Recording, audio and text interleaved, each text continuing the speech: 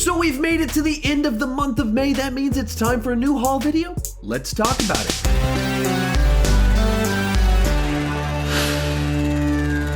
Hi, my name is Sean, and if you're new to my haul videos, they're intentionally a little bit more laid back than my usual content. There's not as much editing involved. I try and do it in one long take to let my personality come out and to kind of just tell some more stories so you can get to know me a little bit more. Be sure to share what you got down below in the comments section, any cool fun discoveries that you made along the way.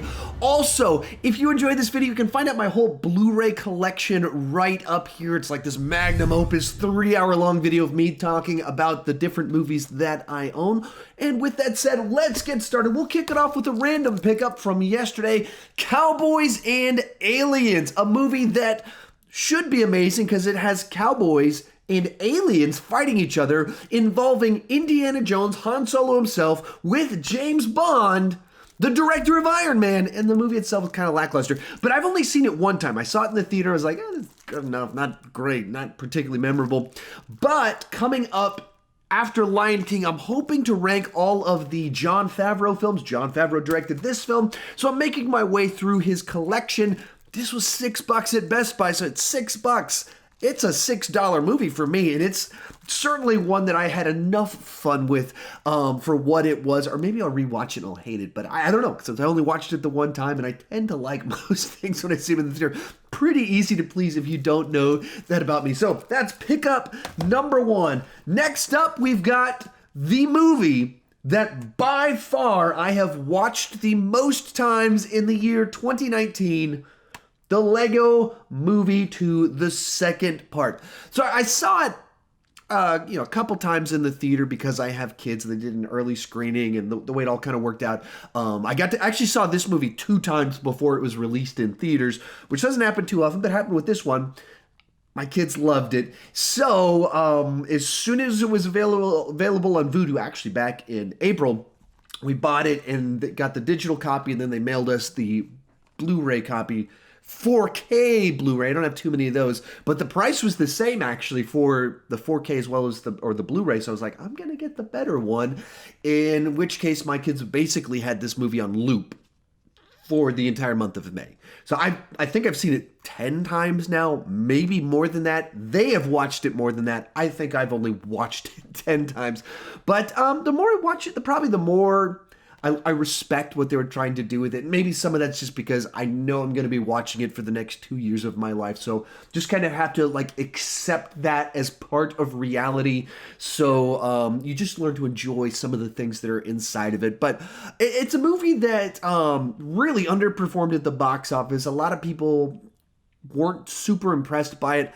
But I think it's a movie that doesn't actually drop all that many balls. There's some odd directions. There's a little bit too much going on, but the humor still works. The music works inside of it. A lot of things work. There's just too much going on, and it doesn't have the wow factor of seeing the first Lego movie in the theater. And I think that's where some people were disappointed. Whereas either people that were just like, wow, that was such a cool movie when they saw the first one, and then 5 years pass, it's not quite the same thing. Or a lot of people that saw the first one when they were 10 years old are now in high school. Once again, it's not a movie for them anymore, and I think a lot of those things kind of played into that one.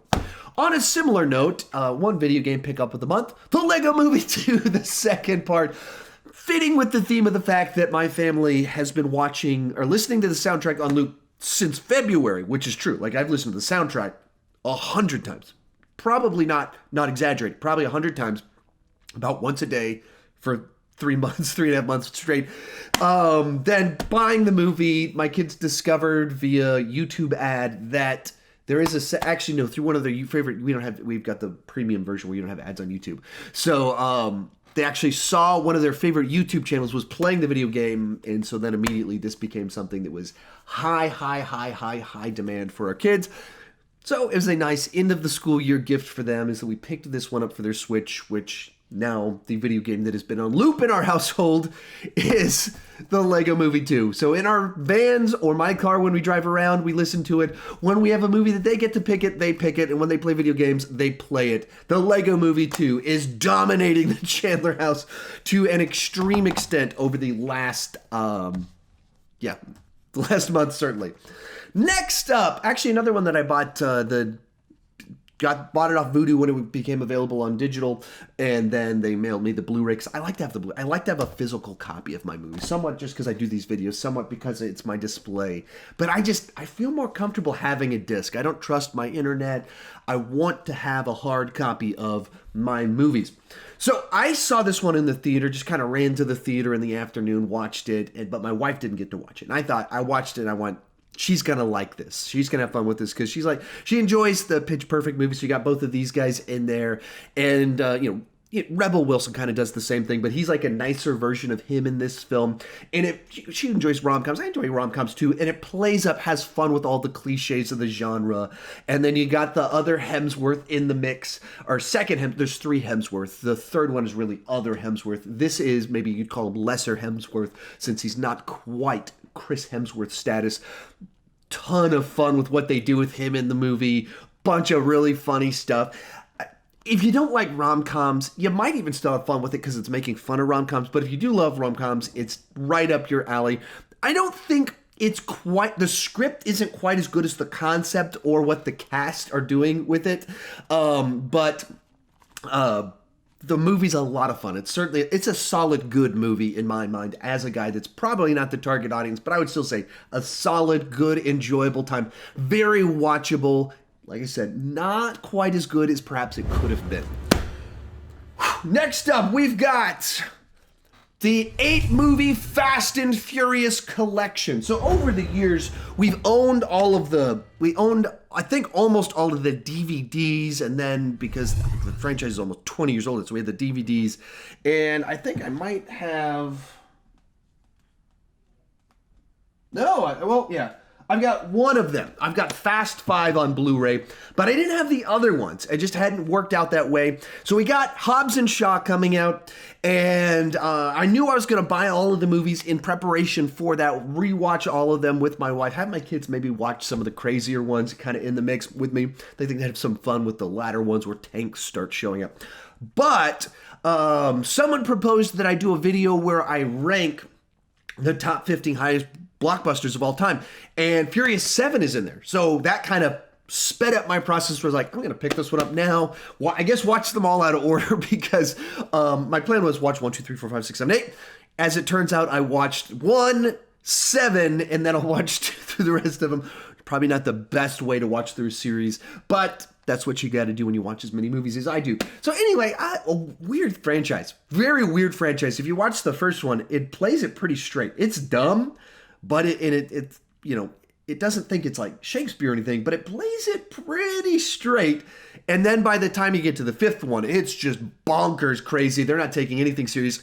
And it only gets crazier for them going bonkers. Bonkers in the 5th one to insane by the 8th one.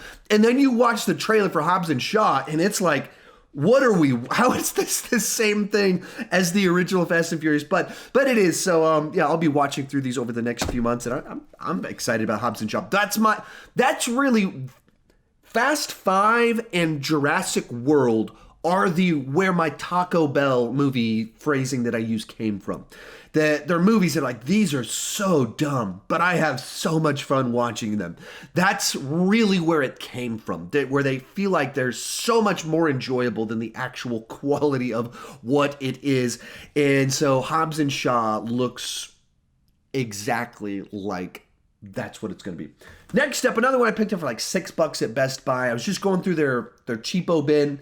I saw Twister in there, and it was like literally, I'd read on the internet Twister had its birthday or whatever, turned 23, something, 22, 23, however old it is now.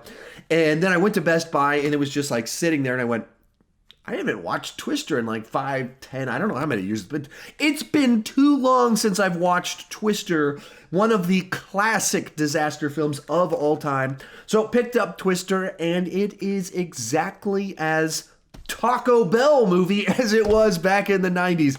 It's dumb. It makes no sense, but it plays this concept. If you don't know what it is, it's Bill Paxton and Helen Hunt as storm chasers. Like they chase tornadoes and they're trying to like study information about it. And somehow they picked us into this adventure. There's evil storm chasers led by Carrie Elwes, and Van Halen does the score for it. There's a one of the early Goo Goo Dolls songs before they were all ballads, And so I have so much nostalgia for this one, and it's just dumb fun. Like, Philip Seymour Hoffman's in it as one of the, like, this storm chaser dude. Not intelligent filmmaking right here, but fun filmmaking nonetheless. Like, the things that people survive in the middle of a tornado and cars driving through, you got to check it out. Following up on something I said before about watching through the top 15 highest grossing blockbusters of all time, I had to pick up Avatar. I hadn't seen it since the theater. I saw it 3 times in the theater. I think I saw it the first time not 3D, so then I had to watch it 3D, and then I watched it another time 3D as one of those event films. But then I never rewatched it at home. And it's a weird movie that way, that it was such a bomb that's totally the wrong word. Such a Titanic, funny that I chose that word, event at the box office that it passed Titanic. And then on home video, it doesn't really make an impact. It's not like people dress up in Na'vi costumes for Comic Cons. It's this movie that everybody saw in the theater, and then we don't really talk about too much except to talk about future movies coming out. So it's a weird place inside of pop culture, the way it kind of played out, and that is true of me as well. So finally picked this one up. I rewatched only the normal cut of it because I thought that would be long enough. One of these days, I gotta watch the 45 minutes of deleted scenes. I don't know what would you put in this movie? This 45 minutes more scenes of them exploring Pandora or whatever it is. But one of these days, I'll check that out. Now that I actually have this jumbo deluxe edition of it, rewatching it, I had kind of the same feelings. Like, hey, yeah, totally watchable. The action is exciting. When it's supposed to be heartfelt, it's heartfelt.